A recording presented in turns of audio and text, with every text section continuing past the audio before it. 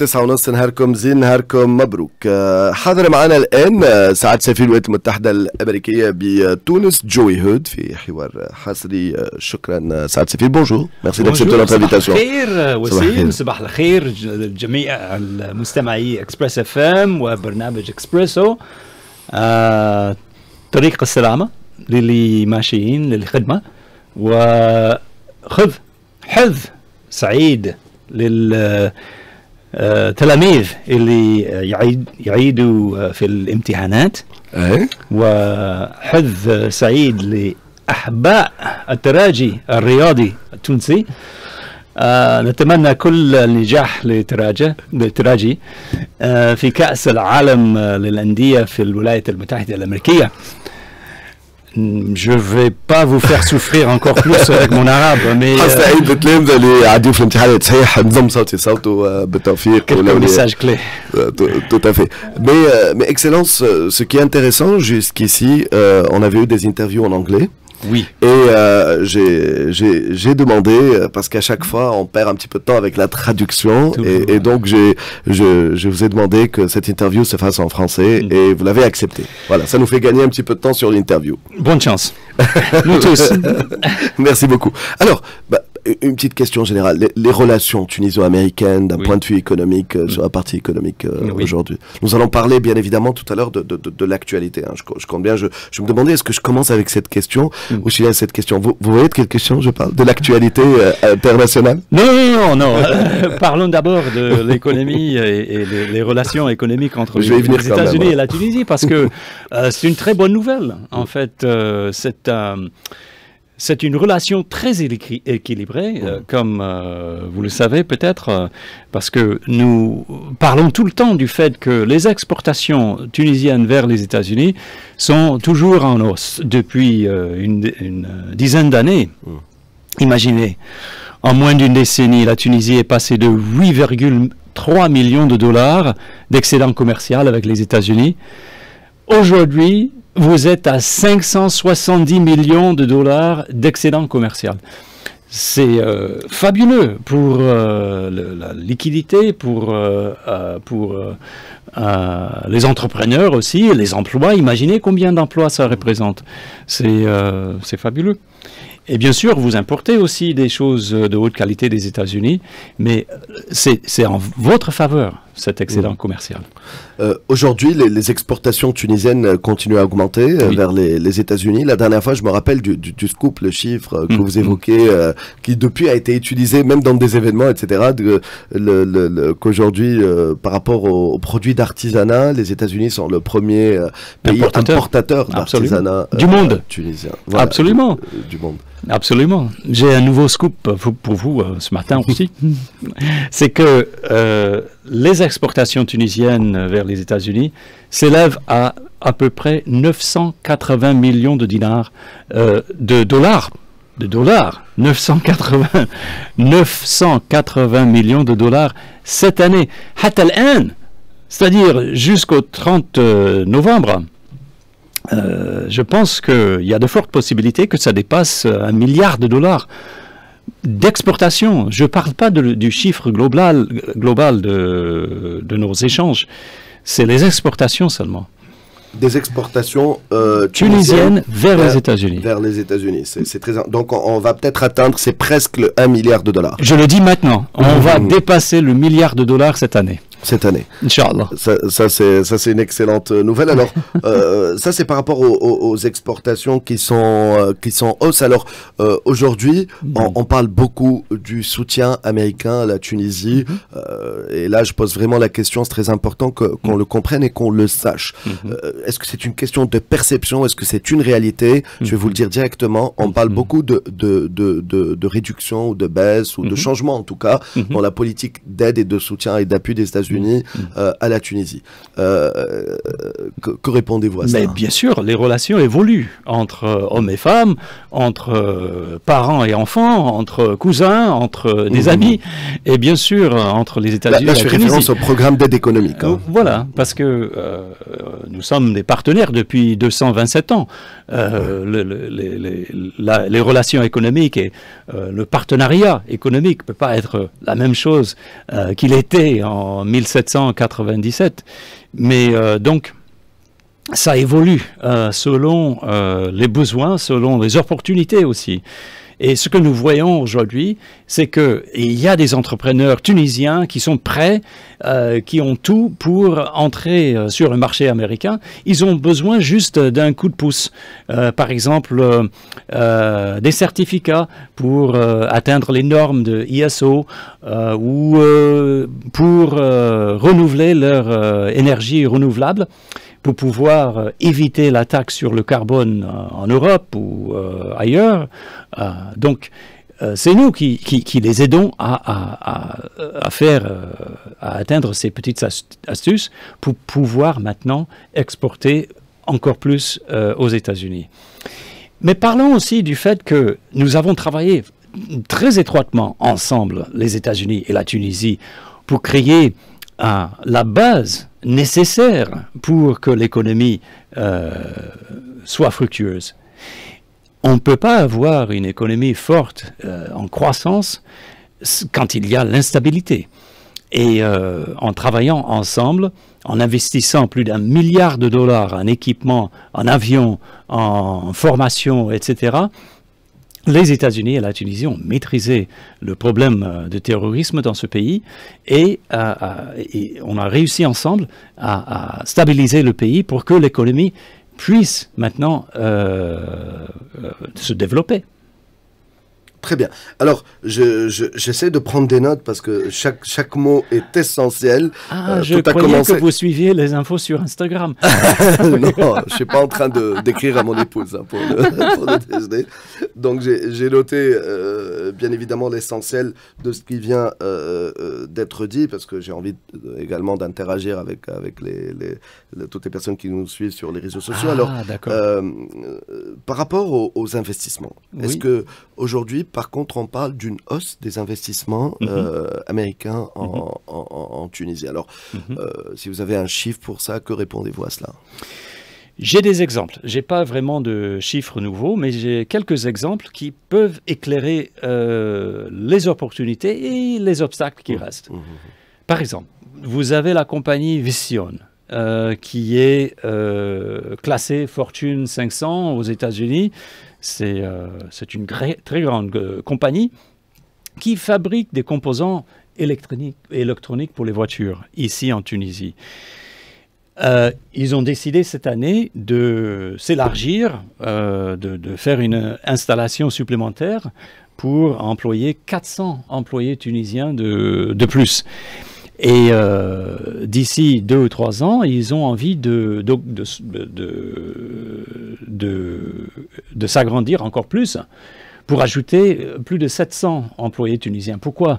Parce que vous avez des ressources humaines de haute qualité, bien sûr, la main-d'œuvre de haute qualité, et vous avez les compagnies peuvent gagner un chiffre d'affaires ici très intéressant. Ça, c'est bon pour tout ce qui est manufacture pour l'exportation. Maintenant, pour les compagnies qui veulent venir investir dans le marché tunisien, ça, c'est plus difficile. Il faut réviser le code d'échange, il faut numériser l'économie encore plus, il faut changer les réglementations pour que ce soit plus facile pour les compagnies étrangères de venir s'installer en Tunisie. Mais celles qui viennent pour fabriquer les choses pour l'exportation, ça marche très très bien. نمشيو فاصل قصير ثم نرجع نواصلوا حوارنا مع سيد جهود une courte pause. Excellence, nous allons poursuivre cette interview. كنا نحكيو آخر سؤال على الاستثمارات الأمريكية في تونس. كوني حب يوضح معناتها طبيعة الاستثمارات واهتمام المستثمرين الأمريكان في تونس. فاصل راجعين.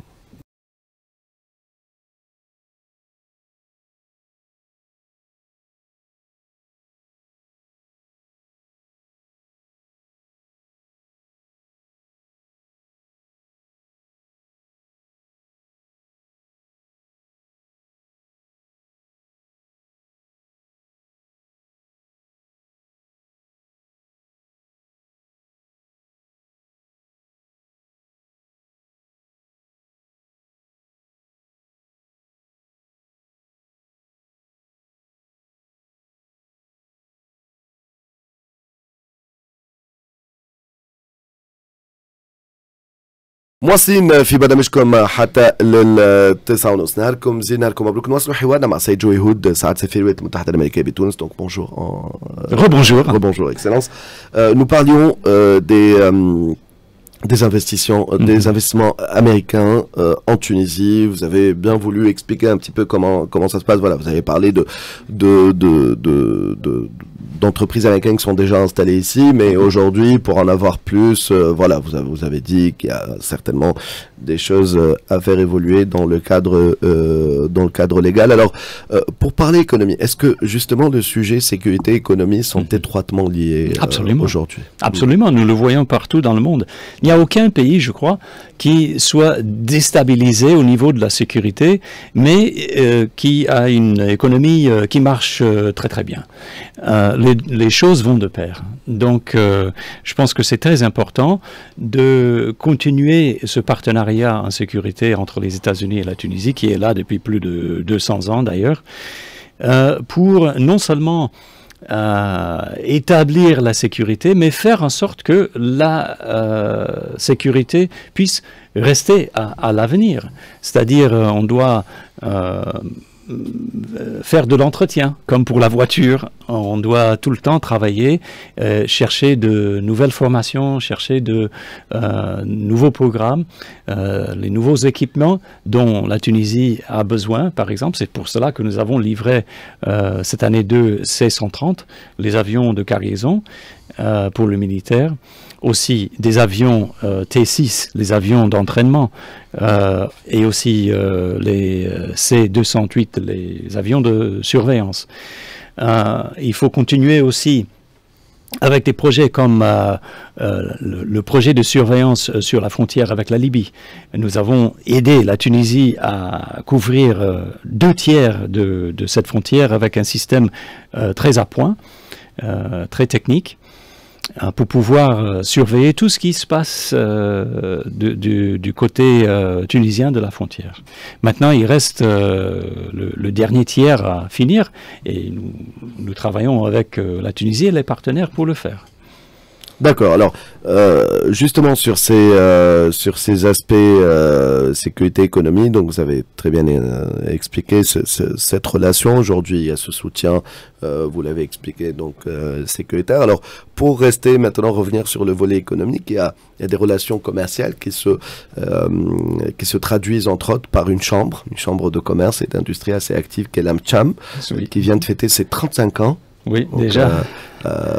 On dit Mabrouk à toutes les équipes précédentes jusqu'à l'équipe actuelle et à sa tête, donc Marouane Bouchama. Oui, happy birthday à the American Chamber of Commerce. Également, nous étions là pour célébrer les 35 ans. Je pense que la Chambre de commerce nous a aidés dans plusieurs sens et il nous aide à comprendre les obstacles que font face les compagnies américaines ici, mais aussi les opportunités qui sont là. Par exemple, nous avons appris à travers eux qu'il y avait des hommes et des femmes d'affaires qui attendaient assez longtemps pour avoir leur visa et ça avait un effet nuisant sur leurs affaires. Donc nous avons créé un programme avec eux de priorité pour les visas. Donc si un homme ou une femme d'affaires vient à travers la Chambre de commerce américaine, ils peuvent avoir une interview pour un visa très très rapidement, en quelques jours seulement. Et je pense que c'est ça le rôle qu'une ambassade puisse jouer, c'est de faciliter les voyages, les rencontres entre les entrepreneurs tunisiens, les acheteurs américains, les hommes et les femmes d'affaires américains. Et c'est ce que nous faisons. Mais pour revenir un peu à la dernière question par rapport à la sécurité et l'économie, je pense qu'il y a même, on peut passer à un autre stade maintenant. La Tunisie a l'avion C-130 depuis beaucoup d'années. On l'a vu dans le film. Voilà, Boulis, absolument. Vous l'avez vu. Je l'ai vu. Donc, pourquoi pas maintenant envisager un centre d'entretien pour les C-130 de toute la région, ici en Tunisie. Vous avez des compagnies qui fabriquent des pièces pour les avions. Il y a même un groupement, le JITAS, qui fait un excellent travail pour toute l'industrie aéronautique. Donc, oui, même plus que ça. Il y a d'autres compagnies aussi qui exportent vers les États-Unis et vers l'Europe. Donc pourquoi pas envisager un centre d'entretien pour les C-130 ici, pour tous les C-130 de toute la région. Ce serait une opportunité économique formidable. C'est une idée intéressante en tout cas, et on aimerait bien nous que la Tunisie soit un hub pour différentes industries. Donc ça, c'est une idée que vous lancez maintenant, qui a été discutée, ou c'est une idée qui... Depuis quelques mois, on commence mais depuis quelques années maintenant, nous essayons d'envisager avec nos partenaires tunisiens du gouvernement et du secteur privé quelles sont les prochaines étapes pour le partenariat en sécurité? Parce que on ne peut pas passer toute notre vie à dire oui, on va combattre les terroristes qui étaient là en 2015 et 2016. Ils ne sont plus là, alhamdoulilah. Maintenant, il faut passer à un autre stade. Il faut bien sûr rester vigilant, mais il faut maintenant se préparer pour les défis de demain, pas les défis d'hier. Et justement, aujourd'hui, vous venez de dire quelque chose de très intéressant. Vous dites qu'ils ne sont plus là, les terroristes. En tout cas, on les voit plus. On voit plus d'activité. Voilà.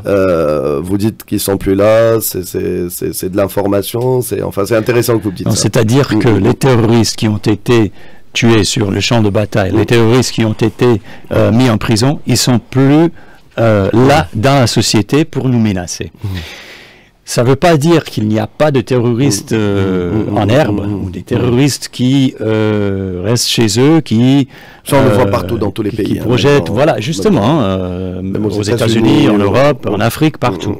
C'est vrai. C'est pour cela que je dis, il faut que nous restions vigilants par rapport à ces menaces-là, mais aussi essayer d'envisager les menaces de demain, les défis de demain et les opportunités aussi. Parce que la coopération sécuritaire peut aussi inclure les opportunités économiques. Comme j'ai dit, un centre d'entretien pour les C-130, pourquoi pas. Des centres de formation ici pour les militaires et les forces de police des autres pays de l'Afrique, pourquoi pas. Ici en Tunisie, vous avez le personnel, vous avez l'infrastructure qu'il faut. Pourquoi pas vous soutenir à devenir un centre de formation pour pouvoir exporter la stabilité vers le reste de l'Afrique. C'est ça la vision. Tout à fait. Joey Hood, aujourd'hui, est-ce que vous allez augmenter le soutien aux programmes économiques que vous avez? Parce que ce qui est intéressant avec les programmes, ce que nous, à Express FM, on couvre certains d'entre eux, donc on arrive à creuser, à aller vraiment en profondeur. Ce sont des programmes toujours pratiques, impactants, assez fluides, donc qu'on voit. Donc je vais pas les citer, mais voilà, est-ce que vous allez continuer à faire ce type de programme pour la jeunesse ou pour l'économie d'une manière générale un petit peu partout en Tunisie? Est-ce que sur ce côté-là, il va y avoir des augmentations d'appui?